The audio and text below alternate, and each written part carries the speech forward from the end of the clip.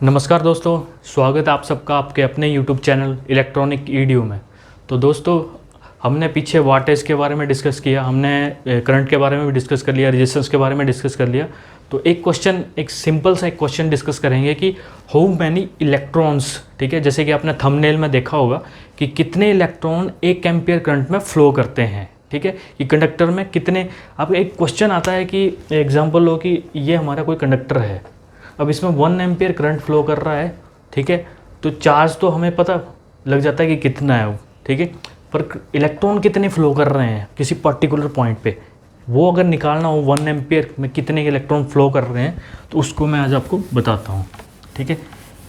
Simple चलेंगे, पहले तो 1 एम्पियर आपको क्लियर होना चाहिए। तो आपका करंट क्या होता है, Q/T, ठीक है, ठीक है, current is equal to Q/T। तो 1 एम्पियर क्या होता है आपका, 1 कूलम चार्ज, ठीक है, इसको मैं यहाँ लिख रहा हूँ नीचे, 1 कूलम चार्ज 1 सेकेंड में आपका फ्लो करे तो वो 1 एम्पियर के इक्वल होता है, ठीक है। यहाँ तक क्लियर हो गया आपको। और आपका सिंपली अगर मैं देखूँ तो कूलम्स आपका क्या आ जाएगा, अगर मैं Q को करूँ, यहाँ से Q को निकालना चाहूँ, मतलब इसको निकालना चाहूँ चार्ज को, तो आपका 1 coulomb is equal to 1 ampere into 1 second, ठीक है। यहाँ तक आपको लग गया पता। अब आपका एक फार्मूला होता है जो आपको पता है शायद, आई थिंक, चार्ज को निकालने का, ठीक है। उसमें Q इज इक्वल टू आपका होता है ±N इंटू E, ठीक है। तो वहाँ पे आपका आ जाएगा, ये आ जाएगा N इज इक्वल टू आपका आ जाएगा नंबर ऑफ इलेक्ट्रॉन्स, ठीक है, और ये आ जाता है आपका चार्ज, ठीक है। और यहाँ से आप इस फार्मूले से जाएंगे अभी, तो मैं इस फार्मूले को यहाँ ही कर रहा हूँ।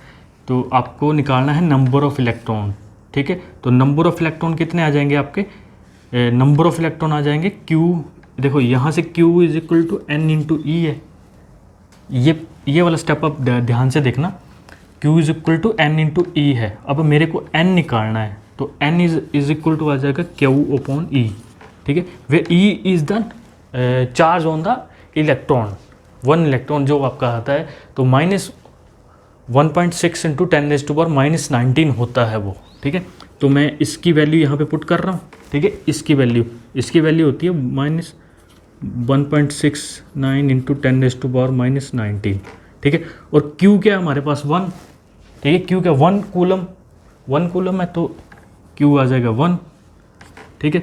इसको अगर आप कैलकुलेट करोगे तो इसकी वैल्यू आ जाती है आपकी अप्रोक्सीमेट 6.24 इंटू 10⁻18, ठीक है, इतनी आपकी वैल्यू आएगी, ठीक है। आई थिंक मैं मतलब अंडरस्टैंडिंग, मैं इसको कैलकुलेट नहीं कर रहा हूँ, जहाँ तक मेरे को वैल्यू का पता था वो मैं यहाँ पे लिख दिया है, ठीक है। आप कैलकुलेट करके देख लेना, आई थिंक इतना ही आना चाहिए, ठीक है। तो आप इसको एक बार कैलकुलेट करके देख लेना कि कितना आता है। तो इस तरीके से आप अपना इलेक्ट्रॉन्स का वैल्यू निकाल सकते हो कि आपके 1 एम्पियर करंट में कितने नंबर ऑफ इलेक्ट्रॉन फ्लो कर रहे हैं, ठीक है, पर सेकेंड में, ठीक है, एक पर्टिकुलर पॉइंट पे किसी भी कंडक्टर के, ठीक है। तो फर्स्ट ऑफ ऑल आपने क्या किया, I is equal to Q/T, ठीक है। अब 1 एम्पियर की वैल्यू क्या होती है, 1 कूलम पर सेकेंड, ठीक है। अब 1 एम्पियर, ठीक है, हमें निकालना है कूलम, ठीक है, तो इसको हमने इधर से इधर कर दिया, 1 coulomb is equal to 1 ampere into 1 second, ठीक है।